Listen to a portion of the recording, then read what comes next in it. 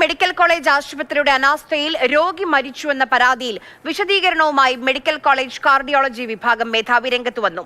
Protocol പ്രകാരം നൽകുന്ന ചികിത്സകൾ എല്ലാം രോഗിക്ക് നൽകിയെന്നും പ്രാഥമിക അന്വേഷണത്തിൽ ഡോക്ടറുടെ ഭാഗത്ത് നിന്ന് വീഴ്ചയുണ്ടായിട്ടില്ല എന്നും DMOയുടെ നേതൃത്വത്തിൽ അന്വേഷണം നടക്കുമെന്നും അദ്ദേഹം വ്യക്തമാക്കി.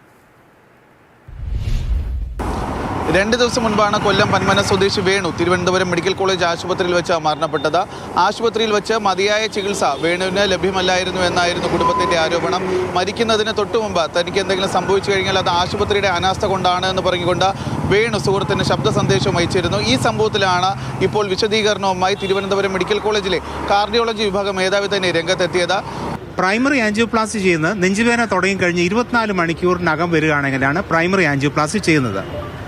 ഈ രോഗി അൺഫോർച്ചുനേറ്റ്ലി വന്നത് 24 മണിക്കൂറിന് ശേഷമാണ്. അതുകൊണ്ട് ഈ 2 ട്രീറ്റ്മെൻറ്റ് രീതികളും ഇദ്ദേഹത്തിന് സൂട്ടബിൾ അല്ല എന്ന് കൺസൾട്ടൻറ്റ് തീരുമാനിച്ചു. നമ്മൾ ഇവിടെ കൊടുക്കാവുന്ന ഏറ്റവും ബെസ്റ്റ് ചികിത്സ കൊടുത്തു. ഞങ്ങളിവിടെ കൊടുക്കുന്ന ചികിത്സ എന്ന് പറയുന്നത് അത് പ്രോട്ടോകോൾ അനുസരിച്ചുള്ള ചികിത്സ മാത്രമേ കൊടുക്കത്തുള്ളൂ. വന്നു കഴിഞ്ഞ് 24 മണിക്കൂറിന് കഴിഞ്ഞിട്ടും ആൻജിയോപ്ലാസ്റ്റി ചെയ്യണമെന്ന് ഞങ്ങൾ ആ പ്രോട്ടോകോൾ നോക്കിയിട്ട് ചെയ്യാറുള്ളൂ. ആ പ്രോട്ടോകോൾ നോക്കി വേണ്ട എല്ലാ ചികിത്സയും കൊടുത്തു എന്നാണ് എൻ്റെ ഉത്തമമായ വിശ്വാസം. ഇക്കാര്യത്തിൽ ഒരു വീഴ്ച സംഭവിച്ചിട്ടുള്ളത് രോഗിയുടെ കുടുംബാംഗങ്ങളോട് ഇക്കാര്യങ്ങളെല്ലാം തന്നെ വിശദീകരിച്ചിട്ടില്ല എന്നുള്ള ഒരു കാര്യം കൂടി ഡോക്ടർ എന്ന് വ്യക്തമാക്കുകയുണ്ട്. 2 മണിക്ക് അറ്റാക്ക് വന്നാൽ അടുത്ത 2 മണിയാകുമ്പോഴാണ് 24 മണിക്കൂറാകും.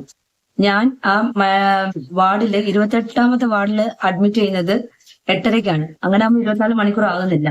വാർഡ് 2 ആണ് കാർഡിയോ. ഞാൻ നോക്കിയിട്ട് അവിടെയാണ് കാർഡിയോളജി സെക്ഷൻ എഴുതി വെച്ചത്. വാർഡ് 2 ആണ്. എന്തുകൊണ്ട് അവർ കാർഡിയോളജിയുടെ വാർഡ് വിട്ടില്ല? പ്രാഥമികമായി നടത്തിയ അന്വേഷണത്തിൽ ഡോക്ടറുടെ ഭാഗത്തുനിന്ന് വീഴ്ച ഉണ്ടായിട്ടില്ല എന്നാണ് ഇന്ന് ഡോക്ടർ പറഞ്ഞത്. Biju VS Jibin JB, Mathrubhumi news, Thiruvananthapuram.